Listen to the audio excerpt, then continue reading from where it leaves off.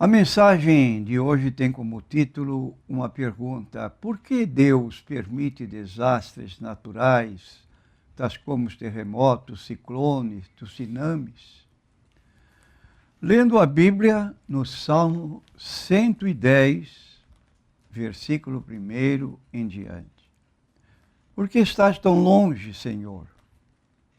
Por que te escondes nos tempos de angústia? Os ímpios, na sua arrogância, perseguem furiosamente o pobre, sejam apanhados nas ciladas que maquinaram.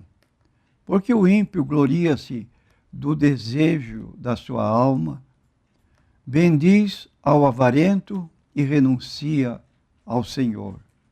Pela altivez do seu rosto, o ímpio não busca a Deus. Todas as suas cogitações são de que não há Deus. Os seus caminhos atormentam sempre. Os seus juízos estão longe da vista dele, em grande altura, e despreza aos seus inimigos. Diz em seu coração: não serei abalado, porque nunca me verei na adversidade. A sua boca está cheia de imprecações, de enganos e de astúcia. Debaixo da sua língua há malícia e maldade. Tenho lido parte do Salmo número 10, dos versículos 1 até o versículo 7. Então a pergunta da mensagem de hoje pode ser preocupante para os nossos ouvintes. Por que Deus permite desastres naturais, terremotos, ciclones, tsunamis? E essa pergunta, então, fica no ar como uma indagação que pessoas aqui não leem a Bíblia Sagrada querem culpar a Deus, naturalmente, por todas essas ocorrências climáticas. O tsunami, no final de 2004, como é conhecimento de todos, foi uma tragédia na Ásia. O furacão Katrina, em 2005, na região sudeste dos Estados Unidos, e os deslizamentos de 2006 nas Filipinas fizeram com que muitas pessoas questionassem a bondade de Deus.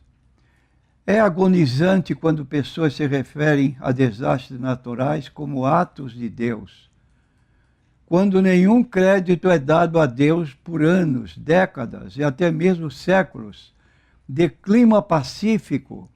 Deus criou o universo e as leis da natureza, conforme diz Gênesis, capítulo 1, versículo 1. No princípio criou Deus os céus e a terra. E depois ele começou a criar as coisas que compõem a natureza, haja luz e houve luz, e assim sucessivamente. Isso parece que às vezes é esquecido dos homens que vivem afastados de Deus e que costumam culpar a Deus pelas ocorrências da própria natureza. A maioria dos desastres naturais são resultado dessas leis funcionando. Ciclones, furacões e tornados são resultado de leis do estado atmosférico, que são divergentes e colidem. Terremotos são o resultado da estrutura da base da Terra se deslocando. Um tsunami é causado por um terremoto debaixo d'água. E a Bíblia proclama que tudo subsiste em Jesus Cristo, conforme lemos em Colossenses, capítulo 1, versículos 16 e 17. Deus pode prevenir desastres naturais? Com certeza. Deus, às vezes, influencia o clima? Sim. É só olhar para Deuteronômio, capítulo 11, versículo 17. E a ira do Senhor se acenda contra vós, e feche ele os céus, e não haja água, e a terra não dê o seu fruto, e cedo pereçais da boa terra que o Senhor vos dá. Então o povo de Israel, povo rebelde, que se levantava contra a orientação de Deus, embora dependessem inteiramente dele. E aqui está dito em Deuteronômio, da parte de Deus, que a ira de Deus se acende contra a pessoa que é recalcitrante, que nega a sua existência, quer viver a sua própria vida independentemente da vontade de Deus e deve arcar com as consequências que podem advir desse afastamento de Deus. Nós lemos ainda em Tiago, capítulo 5, versículo 17, diz o texto: Elias era um homem sujeito às mesmas paixões que nós, e orando pediu que não chovesse. E por 3 anos e 6 meses não choveu sobre a terra. Ora, uma terra de 3 anos e 6 meses sem chuva, a fome é intensa.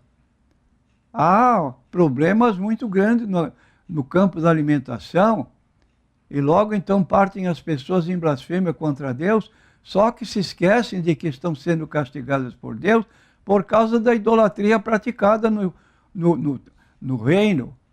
Quando Deus declara que não pusesse outros deuses diante dele, os israelitas esqueceram, propositadamente puseram imagens e se curvavam diante delas.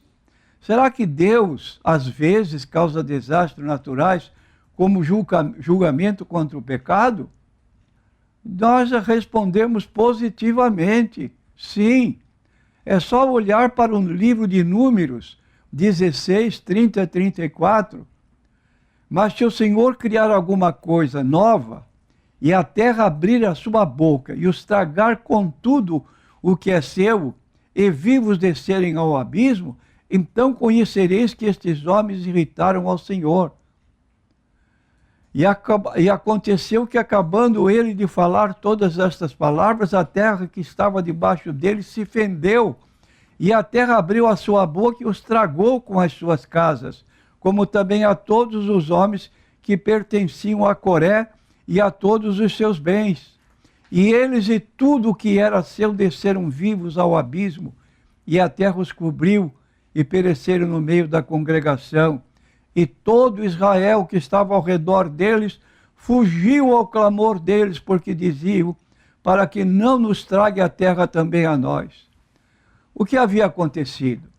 Certo homem havia se levantado contra a administração de Moisés, e ele então, chamado Coré, reuniu grupos em torno dele para se revoltar contra a direção de Moisés, e ao invés de seguir para Canaã para possuí-la, resolveram voltar ao Egito. E aí fizeram um desafio a Moisés. Um ficava de um lado, o outro ficava do outro, e Moisés então disse: o Deus que responder sobre um de nós dois, é esse Deus que está aprovando ou reprovando. E olha, o povo que seguia Coré, 250 pessoas foram engolidos vivos, nem passaram pela sepultura, foram cair lá no lugar que nós chamamos o Seol, lugar de sofrimento. Então aí está a situação que muitas vezes Deus realmente castiga o erro das pessoas. E todo Israel que estava ao redor, repetindo, deles fugiu ao clamor, porque diziam: para que não nos trague a terra também a nós. E o livro do Apocalipse descreve muitos eventos que com certeza poderiam ser descritos como desastres naturais.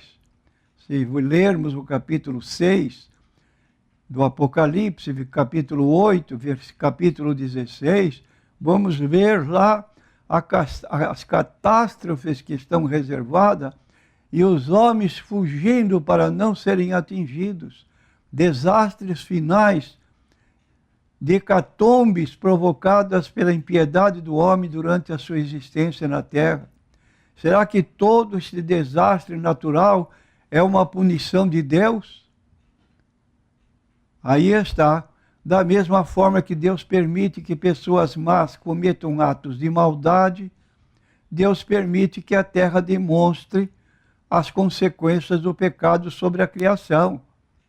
Então nós temos uma carta de Paulo aos Romanos, capítulo 8, versículo 19 a 21, que diz: a ardente expectativa dos filhos de Deus aguarda a revelação de Deus, pois a criação está sujeita à vaidade, não voluntariamente, mas por causa daquele que a sujeitou, na esperança de que a própria criação será redimida do cativeiro da corrupção para a liberdade da glória dos filhos de Deus. Então haverá um livramento universal para aqueles que cultuam a Deus. E diz o apóstolo Pedro, em 2 Pedro, capítulo 3, a terra e as coisas que nela existem se reservam como um tesouro para o dia de juízo, em que os elementos ardendo se fundirão, e a terra e as obras que nela há se queimarão. Mas nós, segundo a sua promessa, aguardamos novos céus e nova terra em que habita a justiça. Está no livro do Apocalipse, capítulo 21, e 2 Pedro, capítulo 3, versículo 7 em diante. Então, a queda da humanidade em pecado afetou tudo, incluindo o universo onde habitamos.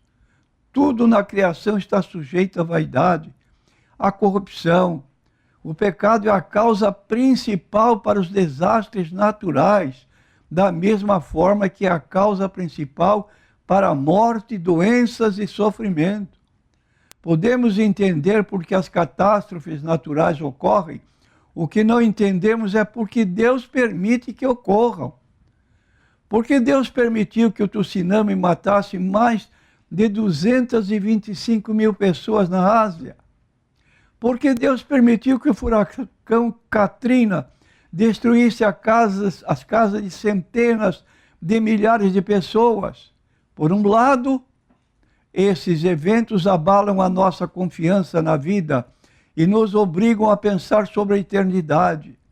As igrejas são normalmente preenchidas depois de desastres, quando as pessoas percebem quão frágeis suas vidas realmente são e como a vida pode ser tirada em um instante.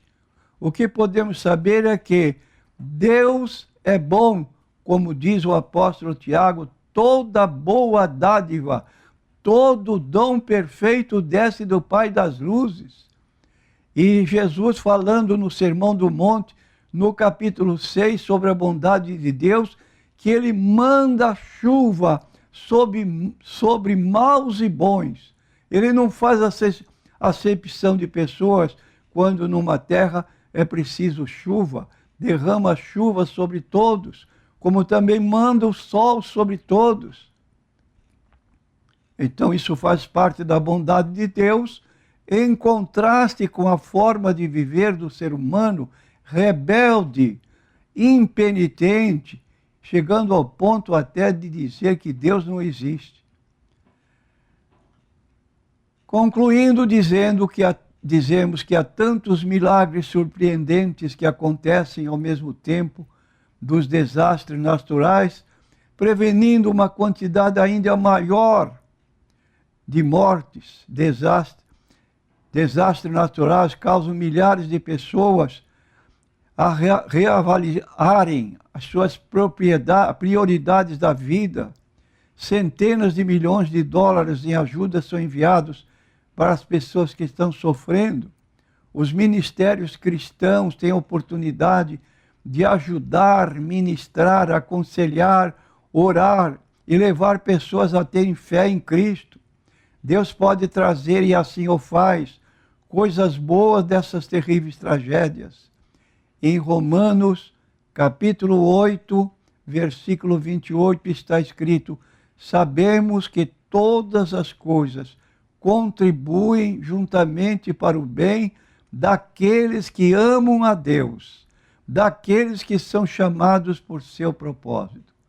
E você, meu prezado ouvinte, que talvez tenha se revoltado contra Deus em alguma situação da sua vida, a palavra de Deus está mostrando aqui que todas as coisas contribuem juntamente para o bem daqueles que amam a Deus, daqueles que são chamados segundo o seu propósito. Que você possa ser uma dessas pessoas, chamada por Deus para servi-lo, agradar a sua forma de viver, afastando-se do pecado, daquelas práticas que são contrárias à vontade de Deus. E aí você terá uma vida saudável, como é de ser para aqueles que se aproximam de Deus. Amém.